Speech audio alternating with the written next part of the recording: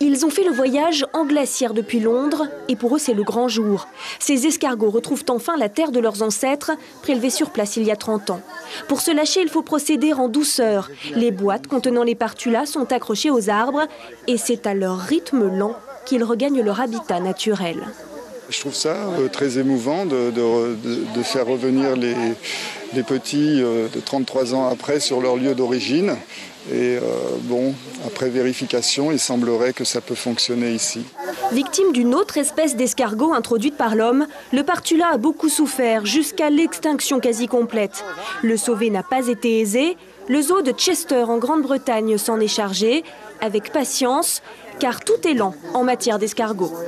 C'était pas un travail facile, particulièrement parce que c'est une espèce qui ne se reproduit pas énormément. Ça prend énormément de temps pour avoir, jusqu'à 3 mois pour avoir un seul petit escargot. Pourquoi c'est important qu'on retrouve tout le monde sur l'île?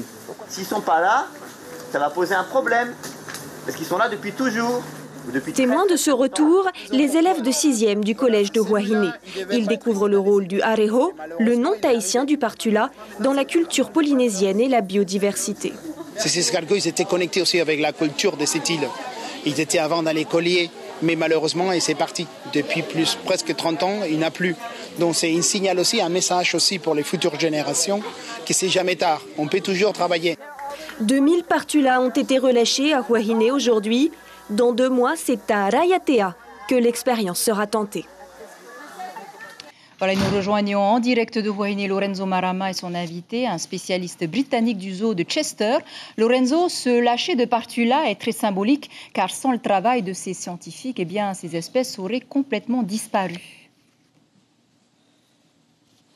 Effectivement, c'est une très bonne question que nous allons donc poser à notre invité, qui est d'ailleurs Gerardo Garcia. Vous l'avez dit, conservateur au zoo donc, de Chester au Royaume-Uni.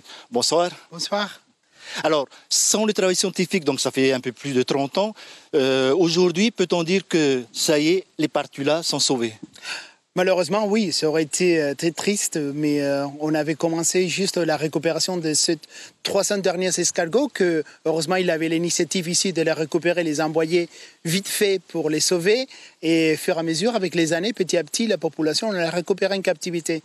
Mais sinon, aujourd'hui, ça aurait été que l'histoire, la fin d'une histoire d'une belle espèce. Mais quel est l'intérêt? Pourquoi ça suscite autant d'intérêt autour de cette petite, de certains invertébrés? Bon, aujourd'hui, un petit escargot, peut-être on peut dire que ça ne compte pas beaucoup.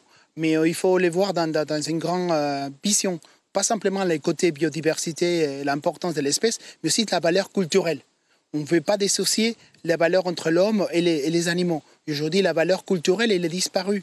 On doit retourner la rehu de nouveau à la valeur culturelle qu'il y a à Huahine. Donc l'espèce aussi, il a une valeur à niveau de biodiversité, à niveau écologique, mais aussi la partie culturelle, c'est très importante. Alors 2000 partulas relâchés aujourd'hui, ce sont des partulas qui ne connaissent pas du tout de prédateurs dans ces montagnes? Oui, la réalité c'est qu'eux sont les petits-enfants des petits-enfants de les premières générations.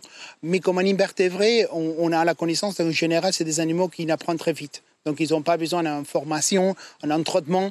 Donc on espère qu'aujourd'hui ces escargots, déjà ils sont en train de manger pendant toute la soirée. Et demain matin on verra bien si ils mangent bien.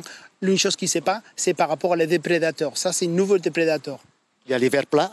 Oui, exactement. Cette berre plat qui n'existe pas dans son répertoire de sa vie, que ça peut être un problème pour eux. Et c'est ça qu'on doit analyser dans les prochains jours et mois. Alors, 2000 partulas relâchés, aujourd'hui, c'est énorme au point de vue scientifique? À niveau pour nous, c'est un grand succès. Et pour tous nous, savoir qu'Arehu, il n'est pas disparu, c'est magnifique. Mais si on compte dans l'échelle de qu'est-ce qu'il était avant, si on demande à notre grand-parent qu'est-ce que c'est demi-partula, c'est ça qui a récupéré notre grand-mère dans la forêt pour faire un petit collier.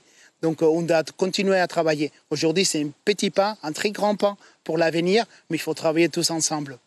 Merci beaucoup, Gerardo Garcia. Merci à vous. Voilà donc, Chiquita, ce que l'on pouvait dire donc, concernant ce relâché de partulas aujourd'hui. 2000, c'est quand même pas mal, ici à Maeva Huahine.